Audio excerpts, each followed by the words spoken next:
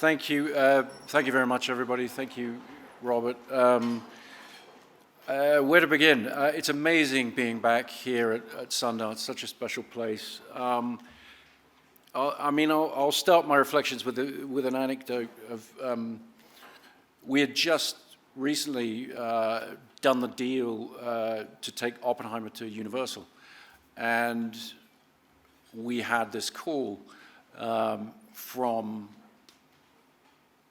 the studio saying the head of Comcast, and that's the company that owns Universal, the head of the company is going to call you. And just to clarify, the we and the us is not some weird British royal we. I'm talking about myself and Emma Thomas, who has produced all of my films and all of my children, two of whom I won't embarrass by pointing out they're sitting right there. But those films that you saw on the reel, those aren't my films. Those are her films. They are our films. And we had this moment where we were told that this call was coming through, and we were in different places. I was in New York in a car, I think, and she was back in LA. And so we got sort of conference called in. And in those moments of sort of waiting for the boss's boss's boss to get on the phone, I could kind of hear her, she could kind of hear me. We couldn't say anything because we didn't know if their assistant was on the line or when he was going to come on. And I know what she was thinking in that moment. I know what I was thinking, what we were reflecting on. We were reflecting on the fact that since we were independent filmmakers, we then started to work in the studio system. And over the last few years, we'd realized that the clarity of hierarchy in the studio system and the clarity of how these films are financed doesn't mean that every now and again you get a call from the boss's boss's boss's boss that throws things up in the air. And so we were caught in that moment of suspense and very much caught in that moment of reflection of how is it to work this way as opposed to where we started. We started in the most independent way possible. We made a $6,000 film together that we paid for by working jobs in the week and getting together with a group of friends to make a film on the weekend. Memento, building on that was once again, independently financed. And so, were those the good old days?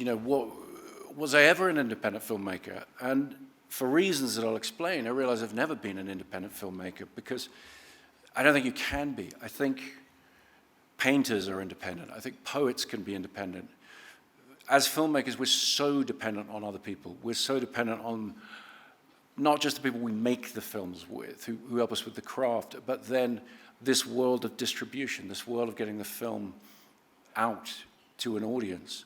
A lot of people know that Memento came to Sundance. A lot of people know that it was a hit and enabled so much more that came after it for us.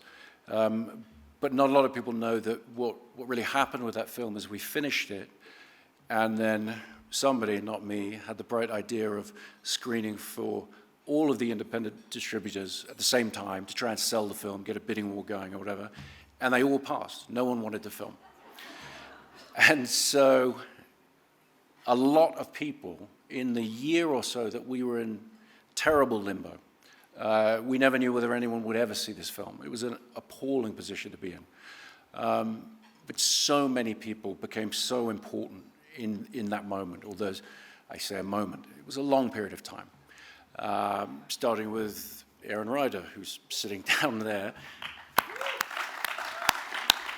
who somehow had convinced his bosses to give us the money to make the film, and then somehow, various means, I won't go into all of them, stopped them from selling it to anybody else, to cable TV, whatever it was going to be, and kept it going.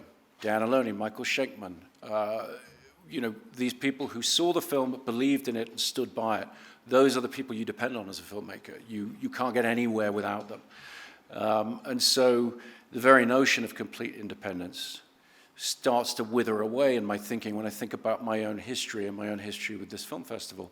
I'm thinking of people like Stuart Cornfeld, the late Stuart Cornfeld. I don't know how many of you knew him. He helped us get our film out. He he worked very hard to help us for no reason whatsoever. He had absolutely no involvement with the film, no connection to me. He saw my first film, Up the Hill at Sundance, and just liked it. He introduced me to Steven Soderbergh, who I'm sure a lot of you in this room know. One of my heroes, one of the great Sundance filmmakers. And Steven was instrumental in advocating for Memento in this period where we could not get it distributed. And indeed, he executive produced my next film, my first studio film. Which brings us to the role of festivals, because the reality is that was the only way we were ever going to find an audience for this film. The people who financed the film, Newmarket, who never asked me to change a frame of the film, they never lost faith. Probably something Aaron was slipping into their coffee every morning, I have no idea.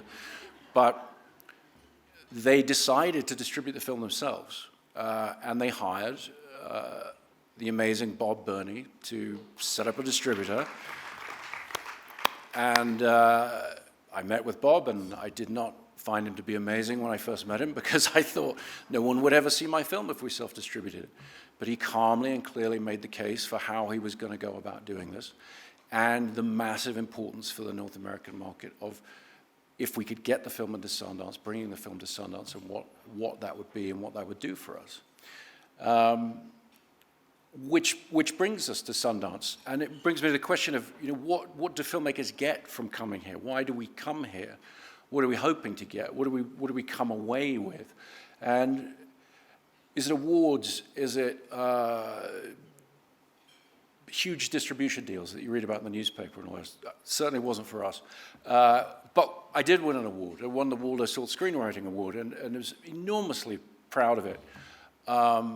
Until I unwisely tried to weigh down the kids' stockings one Christmas on the mantle, and it fell and broke into a ton of pieces. And I'm just saying, because that award is glass as well, if you're a screenwriter and you're looking at your screenwriting award in pieces across the floor, you can only think in metaphorical terms about what that means for your career. There may be something to it, because I didn't win an award for quite a long time after that. So consider metal, that's all I'm saying. Very pleased to have this one in glass, as is. But so if not awards and if not huge distribution deals, what is it? Well, it's the audience, and it's the 2 weeks or so in which independent filmmaking doesn't just mean a business model. It means an aspiration for filmmakers. It means that as directors and writers and actors, you're treated as artists. You're given pride of authorship in what you've done. And it tells you, meeting that audience, feeling that audience, it tells you what you're supposed to be doing, what your place in things is, what your real purpose is, to connect with an audience. And if you can get your film here, they will fill the seats, and you will connect with an audience. They won't always see eye to eye with you or whatever, but you'll be experiencing that pride of ownership. And that little fire that you already had in you that could get you to the festival, that gets fanned, the flame grows bigger. You carry that when you climb down the mountain and you go and become part of a cog in a much bigger machine, whether you're doing studio films or whether you're doing independently financed films, you become a cog in a much greater machine that necessarily is based on profit and loss statements and what's worked in the past and what the algorithms tell you. I mean, that's all people have to go on. But you have that fire inside of you, and so you understand that what you bring to the table and what you're expected to do is fight for what the film deserves, needs to be, what an audience might want to see that they haven't seen before, those kind of things. And so you carry that with you forever, and you never forget that experience that you had up in Park City, connecting with an audience. Which brings me back to this moment of Emma and I sitting on the phone on hold, waiting for the head of Comcast to get on the line and thinking about, okay, we've just sold his studio a 3-hour film about quantum physics, an apocalypse. it's R-rated. It's like, I don't know, maybe somebody finally figured out what we'd done or whatever.